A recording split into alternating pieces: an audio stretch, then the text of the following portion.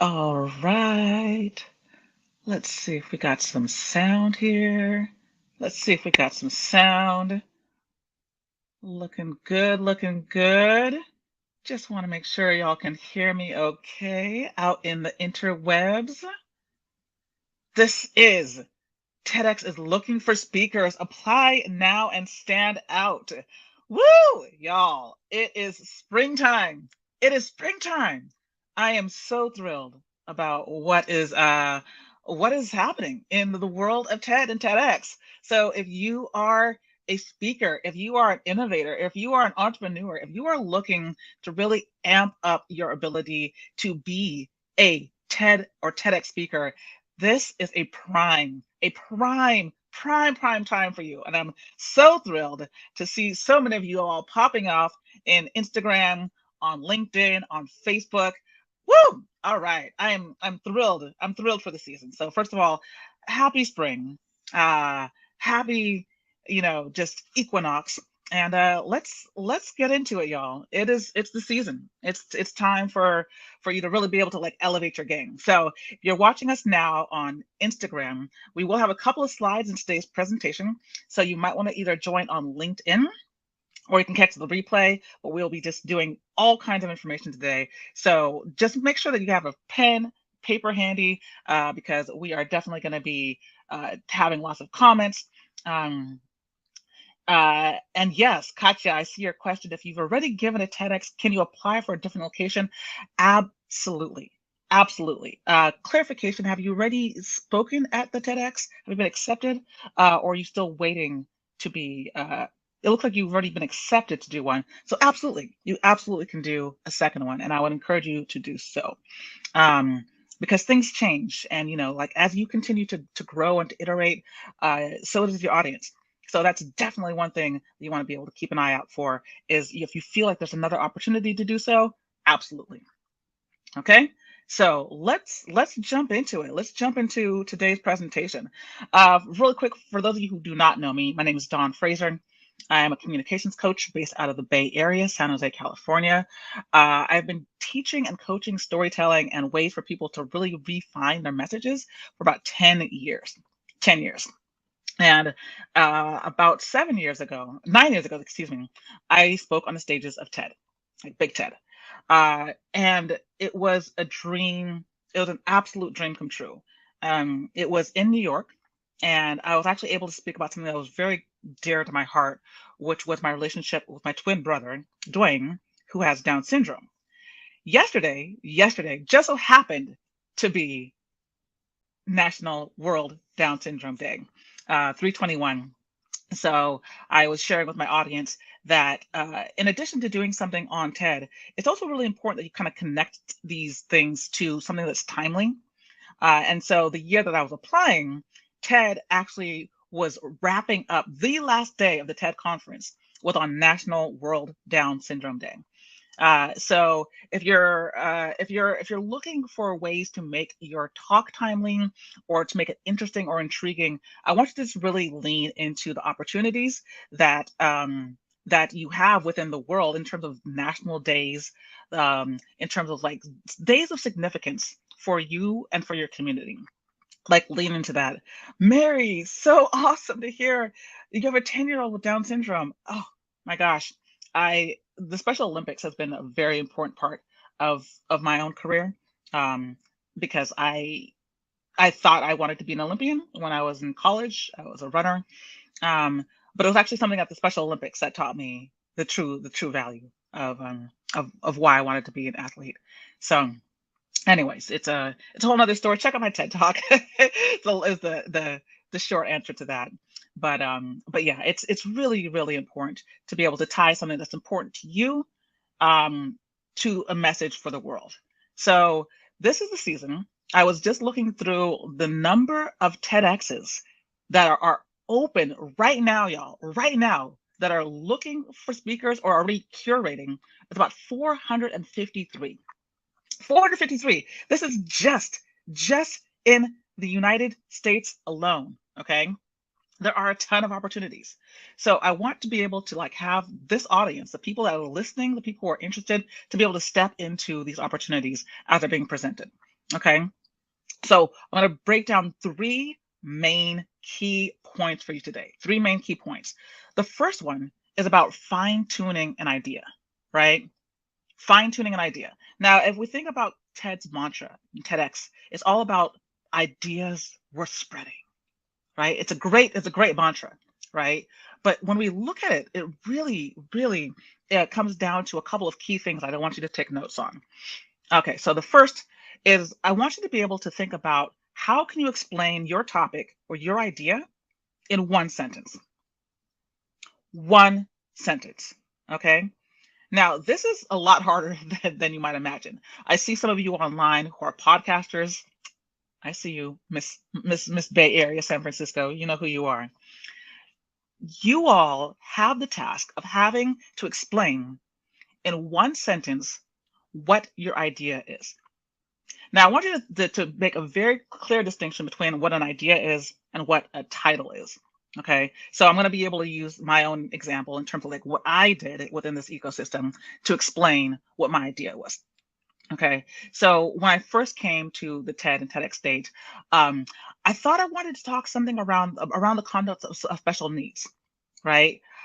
I thought that my idea was connected to the thought that we all have special needs and we all have special gifts, right? But so many of us only lean into the needs part for those who have special needs and see us people who are normal and as normal beings. We don't ever actually think about the gifts of those who have special needs, right? Um, and so what I first started off with was a broader idea about needs and gifts. I wanted people to reframe the way that they thought about needs and gifts, especially when it came to those who had differential disabilities or differential abilities, excuse me. Okay. Now that actually ended up becoming slightly different. So I started off with this, but then because a lot of my talk was about the Special Olympics, it actually ended up being a talk about redefining what it means to win. Okay. So one of the things that I'm saying is that your idea might start off as one thing and it might modify into something else. And that's perfectly fine. That's actually a goal. That's an intended goal, is for you to be malleable with your idea in order to switch it up. But to start off, we want to make sure that you can say the idea in one sentence. Okay. You'll have a broader sense of what it is in your mind, but you'll need to be able to articulate it in one sentence as if you're explaining it to a fifth grader. Okay. So that's one of the first things that we want to do in terms of coming up with our idea we're spreading, is being able to articulate it in one sentence. The second thing I want you to think about in terms of the idea is what is the difference between a title and an idea, right? An idea is something that we can create intrigue around, right? I want you to entice your listeners, entice the people who you're speaking to, okay? Because it is a way of actually bringing them into the conversation. So, for example, if I were to say, what if I were able to change the way that you think about those who have special needs, right? Almost as if it's a question. I want you to be able to think about how your idea can be framed as an idea, something that somebody else can do to modify or to change. What behavior, what would they look like? How would they articulate this topic differently if they could? Okay, this is key. This is a critical part of really fine tuning your idea. Like, how would you think differently, or how would your listener or your audience think differently as a result of actually paying attention to your talk? Okay. Whereas a title is much more, it can be more almost clickbaity, right? And oftentimes the title and the idea do correlate, but make sure that you're articulating an idea in terms of like almost a hypothesis, and your title in terms of something that's clickbait or something that you can like kind of like, aha, got you, like a way of actually capturing people's attention. Okay. And as you're doing this, make sure that you have a couple of different ideas, a couple of different versions of your idea. One of the analogies I like to use is like it's like throwing spaghetti at the wall, or throwing one of my braids, throw my braids to the wall and see if you can get it to stick. Right? Not all the ideas are going to stick. Not all the braids are going to stick. All right. Well, hopefully they stay in the head. But hopefully, if you're able to actually like make an idea stick and it feels like it's sticking for other people as you articulate it, that's something to hang on to. Okay. So these are a couple ideas on how to fine tune your idea. What's up, fam? I see you all. My clubhouse people popping into the mix. So fine tune your idea 3 ways. Refine it to one sentence. Make sure to differentiate between a title and an idea, and make sure you're able to to change it, to mix it up, right? We want to make sure that you're not just like sticking to one idea because it sounds good to you. This is going to be going out to a much broader, a global audience. So we really want to make sure that we're being conscious of the fact that it might change, as with did my own TED talk. Okay. So that's one of the first things that I wanted to like lean into for today's discussion. Um, the second thing that I really want to talk about today in terms of standing out on your application is proof of expertise. Proof of expertise. Okay. Now, what does this mean? If you think about any stage, if you are about to like curate a stage, like you, Catherine Lynn, all the time, you're curating stages. You want people to come up to the stage that can actually show that they are an expert. They're an expert in real estate. They're an expert in the environment. They're an expert in terms of like talking about misinformation, right? Everybody has their lane of domain, but how do you actually prove that? How can you actually prove that you are an expert or an authority in your subject matter, right? One of the best ways to do this is first off just to ensure that you have something that shows your expertise to a T. Okay, most people do this through like a website, their own personal website. In my case, I own the domain Dawn J Fraser, Fraser, um, and I was, for any Aussies that are out there, Dawn Fraser is like the most famous Australian swimmer ever. She's won like billions of gold medals for Australia. She like I don't know how many. There's just tons. She's like the Usain Bolt of swimming. And her name is Dawn Fraser. So unfortunately, she had the domain Dawn Fraser. That's fine. That's cool. That's cool. I got you. I see you, Dawn Fraser, superstar that you are. So I got Dawn J Fraser because my middle name is Joelle, right? But on my domain, I am able to show that I've been coaching people for 10 years. I'm able to show the kind of speaker that I am so I can get speaking gigs, right? If you're able to show your expertise through your own website, that is going to be key. That is going to be key. But you might be saying to me right now, okay, well, what if I don't have my own website? Are there other ways of actually showing expertise? Yes, the answer is absolutely yes. So one of the things I want you to think about, hello, Brian, hello, Anjali, hello, Caroline. Oh, look at the audience. Hello, people. How y'all doing? Is if you don't have your own website, I want to make sure that at this point in time, as in today, that you are doing things either like you're working on your podcast, you're working on your book, you're working on your social media presence, because all of these things are going to be proof that you are indeed the person to talk about misinformation, or you are indeed the person to talk about real estate or the environment or storytelling or whatever your topic is. Okay. We can't just go off of hearsay. The world doesn't work like that. Okay. We actually need some type of proof. So if it's not on your own website, make sure that you have something that is visible to the outside world that shows that you have been talking about this. A blog, your own podcast, a book, a reoccurring event. Okay. This is going to only help your proof of expertise. And if you do have the time, go ahead and just find your own domain. Find the domain that's going to work for you, because having your own website is going to definitely help to show who you are and what you're all about. Okay. The second way to show that you are an expert in your field is by having visible social media. Now, let me tell y'all. I have to come clean with y'all for a quick sec. So I have to make this point. I am not the best at social media. I'm not. I'm absolutely not. Like, for those of you who are my clubhouse homies, y'all have been the main way that I've communicated on social media. because I can talk, I can explain things. But images and posts and text and all this kind of stuff, they don't always they just take too much of my time, and I don't always necessarily do them. However, however, any type of social media presence is going to be better than none when it actually comes to you showing your expertise. Okay, any type of social media presence is going to be better than none.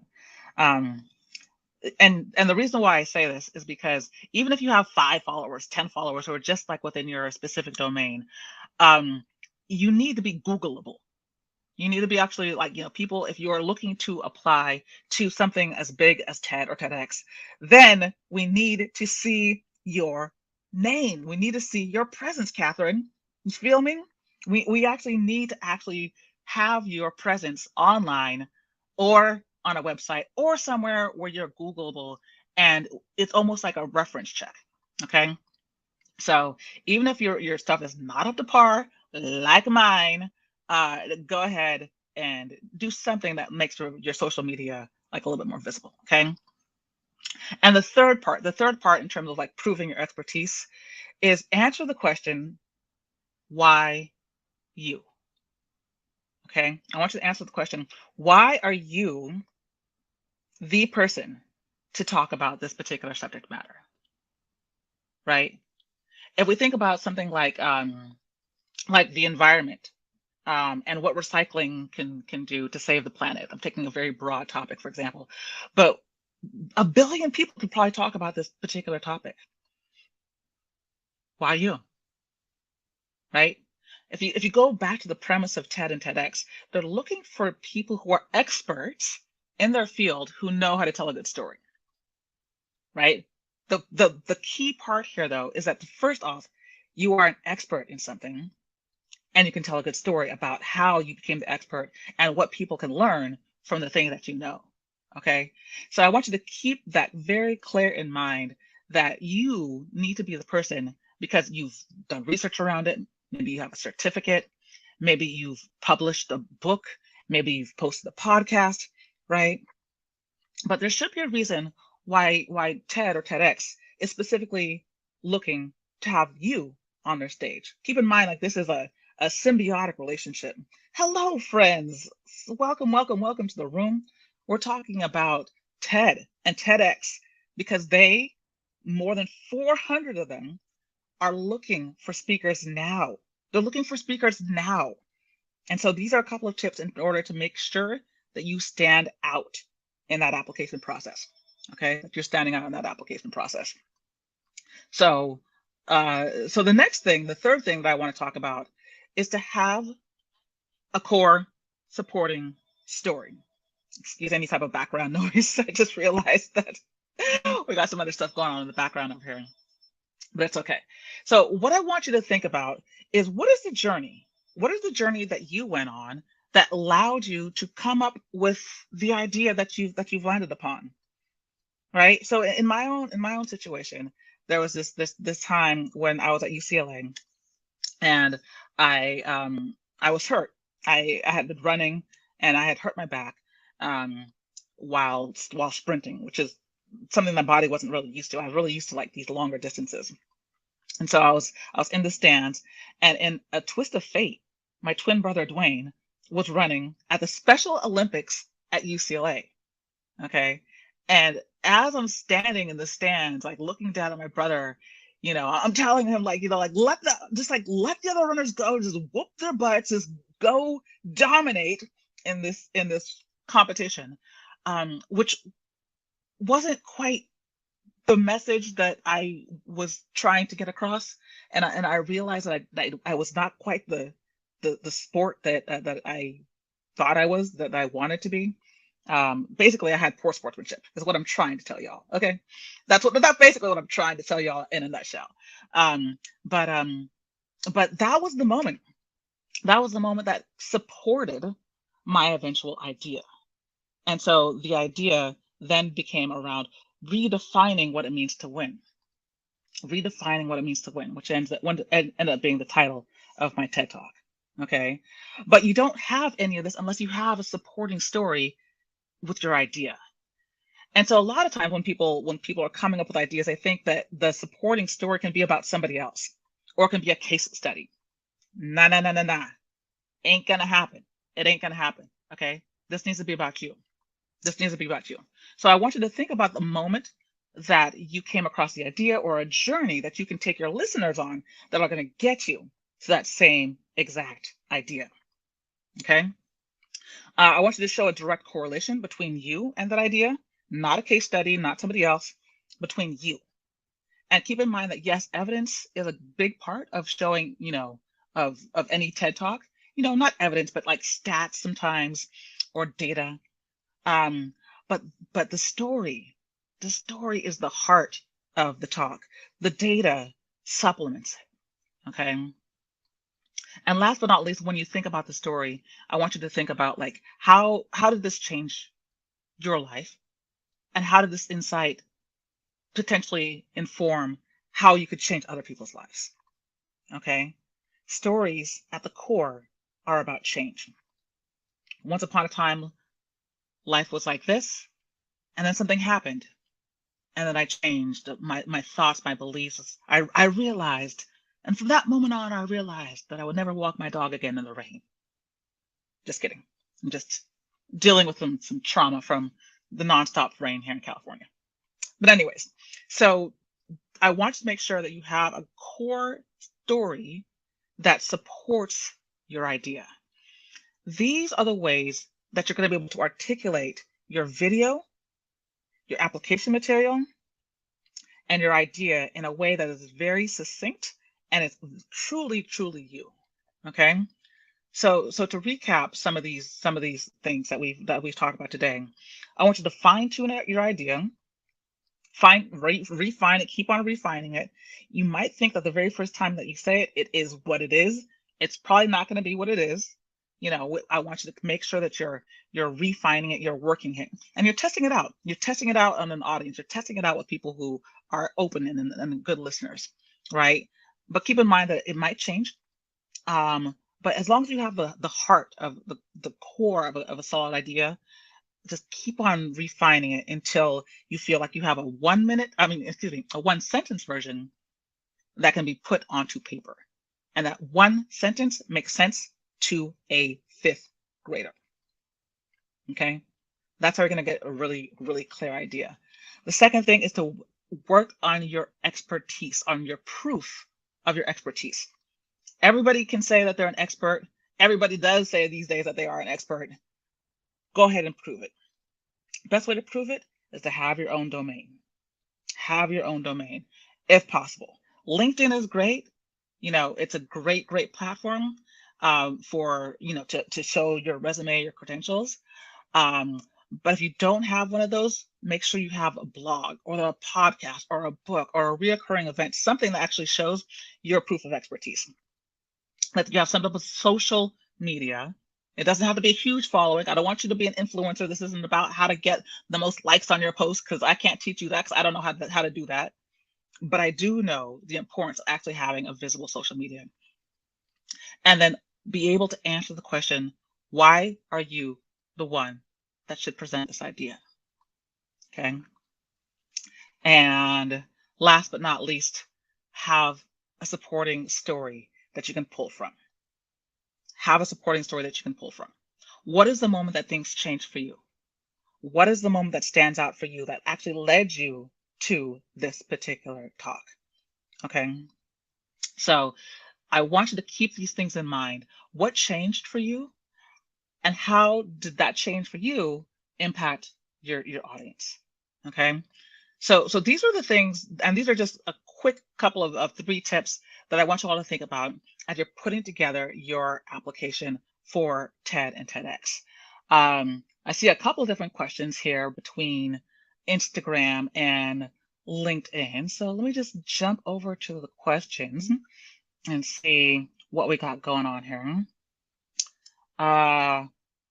Okay, cool. So if you want some additional assistance with like actually figuring out how to articulate your idea, one of the things that I would highly encourage you to do is find a core group of people that you can bounce this idea off of. If you want that person to be me, I'll be more than happy to be your coach. Be more than happy to be your coach. The springtime is actually a great time for coaching. And if you're interested, check out ignite.donjfraser.com. Ignite.donjfraser.com. There you'll see a lot more information about an upcoming program that I have called Ideas That Ignite. It's all about getting really clear on your idea and getting you on that TED and TEDx stage. Okay, so check out ignite.donjfraser.com if you're interested in learning a little bit more about how to get coaching. And keep in mind that you want to have an audience of people who are like you, but perhaps are not exactly in the same field. Because when you think about a TED audience, it's a global audience. It's a very, very much a global audience. Some people might have similar experiences, some people may not. Okay. So when we're masterminding, when we're kind of like bouncing our ideas off of other people, we want to make sure that that group of people are not all people that look like us, that think like us. Um, but that also that these people are able to give you critical feedback. Have you ever had that friend who is just, just like, I love you, everything that you do is amazing, just wonderful, bravo, bravo, right? I love those cheerleader friends. But but I'll never forget the day when I was hosting the Moth in New York City, and I invited my best friend Doreen. And after hosting the event, like everybody was like, Dawn, that was a great event. We love you. I was like on a high, right? My best friend Doreen comes and she's like, you did an excellent job. However, did you notice that each time that you introduced somebody, you said, give it up for so and so, give it up for Akeem, give it up for Devin, give it up for Mazoom, right? And I was like, oh no, I didn't know that. I didn't realize that. And and it made me think about how I could better introduce people, right? So if you're going to create your own group of people that can give you feedback on your ideas, make sure that they're a diverse group of people who don't all think, act, or believe the way that you do, and being that they're critical. They're actually critical and they're constructive of the way that you are articulating your idea, because it only gets better with that feedback, with those good listeners, with those people who are really able to like lean into you, Michael, that are able to like really lean into who it is that you are and the way that you're articulating your message. Okay. So, and if you're looking for that type of community, then come to me. Come to me, because that's everything that I believe in. It's the reason why I put together my own coaching programs, because I believe in having a diverse group of people that can articulate not only their values, but can also like give you good solid feedback. Right? I'm all about it. So, great question. Great question. Um, let's see. Let's see what others questions we got going on here. Let's see. Can I get in touch with you to follow up if I have the time? Absolutely. Absolutely. But keep in mind that we are heading into application season. It's here. It's upon us now. Um, so if you're looking for more information about these events, if you're looking for more information specifically around this particular program, you can also join the Ideas That Ignite Facebook group if you're on Facebook. Ideas That Ignite Facebook group. Yeah, let me go ahead and hide this part of the banner. So the Ideas That Ignite Facebook group is kind of like a hub. It's an internal hub where people kind of are coming together, and I'm sharing a lot more of these streams. So if you're interested in that, just keep an eye out, because that is where that's where we keep a lot of this good information. Okay, so this has been great, y'all. It's the season. It's the season. As I mentioned, if you're interested in coaching or anything else like that, hit up ignite.donjfraser.com. We have this list of over 400 TEDx events between now and the end of the year. So I'm thrilled that that there's like so many opportunities. I think that a lot of people are just now still kind of coming out of the bubble of COVID. um, Even like last year, we had so many more virtual events, but now so many more curators are here. They are like, okay, we are ready to open back up our stages, open back up our communities, and to bring speakers to really help to spread the word about what we're all about and what we can do and what we can change, right? So make sure that you're connected to your local TEDx events because they're pop. Thank you for the hearts. Thank you. I love it. Thank you, thank you, thank you. Um, and you are finally going to apply. Yes, yes. You know what I have to say to that? Here's my signature. Ignite, ignite. Let's see if I can get that in. I got a couple different cameras going on here. Sorry, y'all. That says ideas that what? Ignite. Ideas that ignite. Yes, that is for you. You who are ready to apply. I had a great conversation earlier today. Great conversation today with a colleague of a good friend. And gosh, what was the quote that she mentioned? I had to write it down because it was just so good. Um, that that inaction is not going to lead you to your intended goal. Inaction is not going to lead you to your intended goal. Doing nothing is not going to get you on the stages of TED or TEDx. You got to apply, right? So, okay, let me go back over to the questions. I'm so sorry, I missed a couple of them over here. Okay, cool. Can I get the link to the Facebook group? Yes, the link to the Facebook group. If you go into Facebook, you can just go to Ideas That Ignite. Ideas That Ignite, look for the Facebook group, and we'll be able to add you in there. If you have any problems, just go ahead and slide me a DM, and I will send you a personal link on how to find it. Marvin LeBlanc says, great information. Marvin, where is your TED Talk? Where's your TED Talk, bro? This man is a genius when it comes to sales. A genius. I kid you not. Kid you not. Um, I would follow him to like any type of man. I mean, if you get this dude on the phone, you're sold. I'm telling you, it's done. It's done. I'm telling you now. So yeah, I wanna see your your talk, and you're quite welcome, Katya. So glad to see that. Hopefully, you got the information that you needed. I'm getting a message from Gabriel that you applied to TEDx once. I would like to know what happened. What kind of feedback did you get? A lot of people, tell me that they've applied before and that, you have to apply. Well, some people do get asked. Some people absolutely do get asked. But I'd love to know what your situation was. Because the reality is, most people that I know, y'all, most people that I know do not get in on the first time. Okay. Okay. So you were rejected without any type of feedback. You know what? That's the exact same thing that happened to me. It's the exact same thing that happened to me. Now, the good thing about that is that you've taken a stab at something and you're probably trying to figure out what didn't work, right? That's where having a community of people, like a coach like myself, or somebody who can actually look at your application and see, is this really something that is intriguing? Is this something that's timely?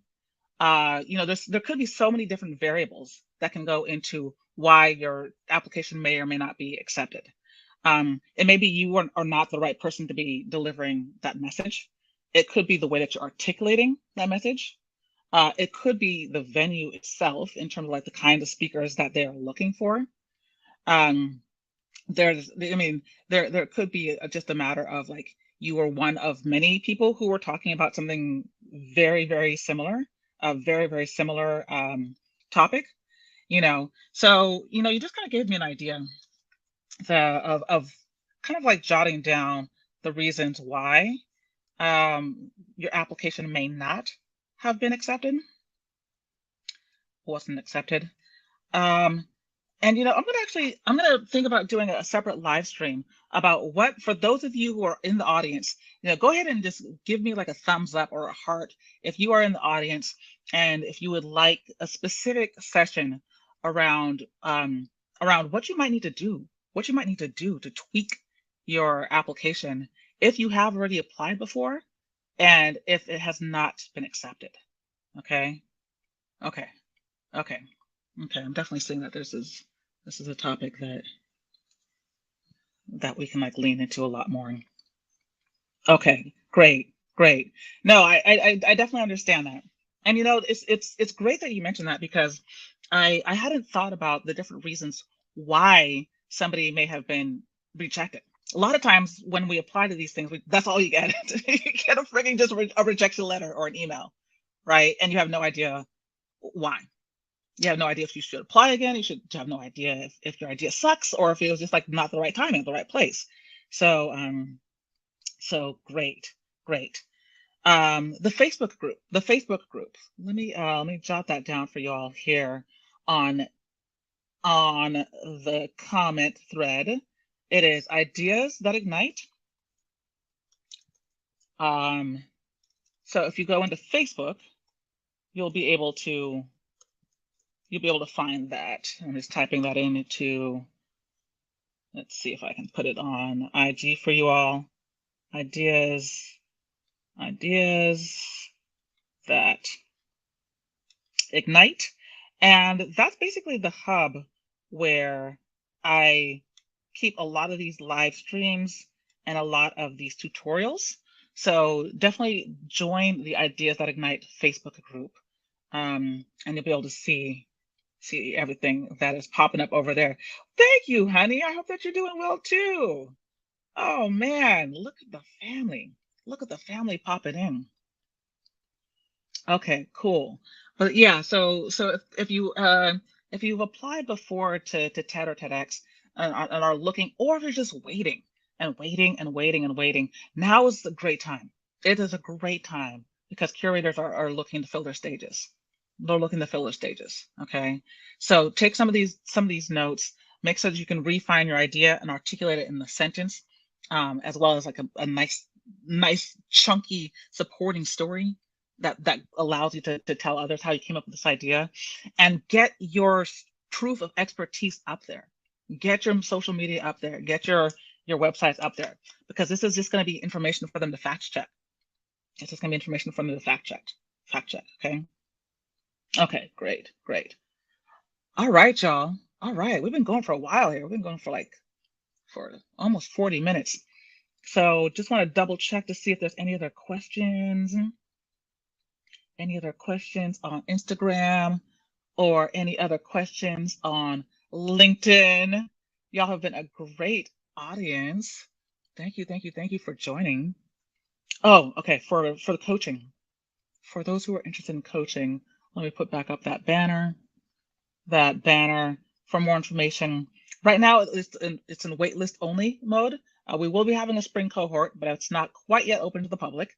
We'll be opening applications to the public next week. But if you are interested, we do have a cohort that is dropping in the spring, starting April 11th, I believe is the date. So awesome to see that you just joined the group. Awesome. So check it out, ignite.donjfraser.com. I cannot wait to see you all on the TED and TEDx stage. And if you have, I'm going to be doing a lot more of these during the course of spring, because it's just a great time. I can't do everything for you either. Sorry, just referring to one of our lovely Instagram peeps. But yeah, if you're looking to step into this, now's a great time. Now's a great time. Okay, so either join the Ideas That Ignite Facebook group, or you can just follow me here on LinkedIn, on YouTube, wherever you might be following this particular stream. We'll be doing a lot more of these. So if you have a topic that you would like to have discussed, make sure to just DM me. I'm here for you. I've already spoken on the TED stage. I've spoken on the TED stage, but let's get you on a stage with some other participants. I'm actually just coming back, not just, but a couple of weeks ago, coming back from a win from one of our clients. He spoke at TEDx Berkeley, closing speaker at TEDx Berkeley, and that was amazing. So I was able to just drive to it from where I'm located in the South Bay. So so there's lots of wins. Last year, Poonam was able to speak at TEDx Ocala, which is based out in Florida. So so we got some wins, y'all. We have quite a few wins under our belt. And this process does not need to take you 2 years like it took me. Okay. That's what I'm here for. We're gonna accelerate, we're gonna amplify, we're gonna what? Ignite. Ignite. Okay. We're gonna get this bad boy like up and popping now. Um, yes, I see a question about events near Los Angeles. Um, yes, actually, I believe that TEDx UCLA is looking for speakers now. Um, TEDx, I have to double check the list, but I want to say that TEDx San Diego, TEDx, there's quite a few in the Los Angeles area, but like I said, I have a list of about 400 of these. So, but that's the that's the first one that kind of came up to my mind was TEDx UCLA. Not only because it's a great campus to speak at, but it's also my alma mater. I'm a Bruin. I'm a Bruin. So, check that one out. Um, but yeah, any other questions? Any other questions? Y'all have been a great, great audience. Appreciate the hearts. I wish I could send some hearts right back at you, but I'm not gonna burn my screen. I promise you. I might burn my finger. I might burn my hair. Y'all like the red hair, by the way? Y'all like this? It's my little, it's my spring effect. It's my spring look. All right, all right. Okay, y'all. Excellent. Excellent. I'm sending hearts back at you. Let's do this for the spring, okay? Let's do this. I'm serious. My goal, the reason why I do this is because I want to see more people of color, more women, more people who know that they have an idea and a message to spread to the world on these stages. Point blank, right? Point blank. So I love you all. And send me a DM if you need some more information. Thanks for the insight about another live stream, reasons why you may have been rejected and what we can do about it. And we'll keep on building. We'll keep on building as a team. All right. Sending all my love. Take care.